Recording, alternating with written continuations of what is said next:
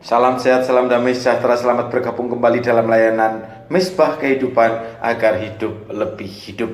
Hari ini kita akan memahami bahaya memandang muka.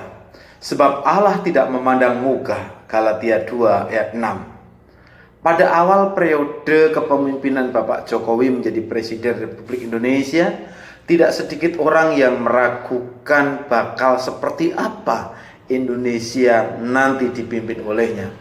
Banyak yang menerimanya dengan was-was, ragu-ragu, atau setengah hati.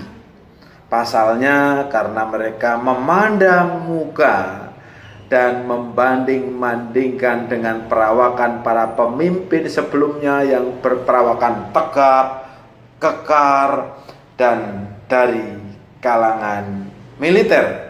Sedangkan Jokowi dinilai sebagai orang yang culun, kalem, kurus, tukang kayu, tidak meyakinkan, pokoknya tidak masuk kriteria untuk menjadi orang RI 1. Terpilihnya menjadi presiden periode kedua, mau menerima kenyataan atau tidak, itulah salah satu bukti bahwa beliau adalah pemimpin tangguh yang melakukan kejutan-kejutan di negeri ini.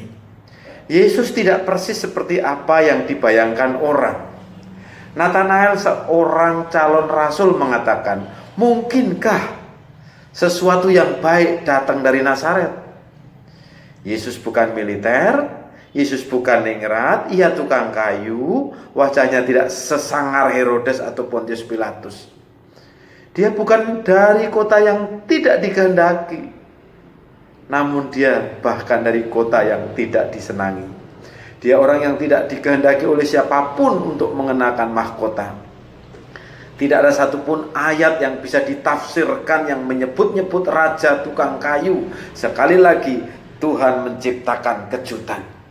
Banyak orang yang mendiskualifikasi orang lain sebagai pemimpin dengan didasarkan atas karakteristik yang dari luar saja atau memandang muka. Dan memandang muka dengan cara yang salah merugikan banyak pihak, baik diri sendiri maupun orang lain. Tetapi kita juga hidup di zaman kejutan dan pergolakan besar. Hari ini aktor jadi wali kota, aktris jadi wakil rakyat, bintang film jadi gubernur, dan lain-lain. Pemimpin datang dari tempat yang tidak terduga dengan perspektif yang segar. Semangat besar kita mungkin cukup untuk mengkualifikasikan kita sebagai pemimpin. Pernahkah saudara jadi korban diskualifikasi? 10 tahun yang lalu saya pernah diundang untuk berkhotbah di ibadah umum salah satu GBI di Teluk Gong, Jakarta Utara. Karena lokasinya hanya 1 kilometer dan waktu itu sangat mepet dengan ibadah gereja lokal, maka saya memilih untuk naik sepeda motor. Karena memang waktu itu tidak punya mobil. 5 menit sebelum ibadah mulai, sampailah di tujuan.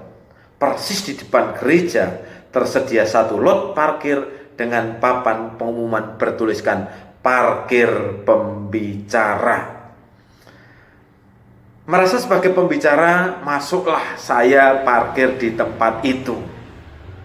Baru selesai mematikan mesin, belum mencabut kuncinya, tiba-tiba datanglah petugas parkir dengan raut muka agak manyun dan mempersilahkan saya parkir di bagian paling belakang parkiran sepeda motor.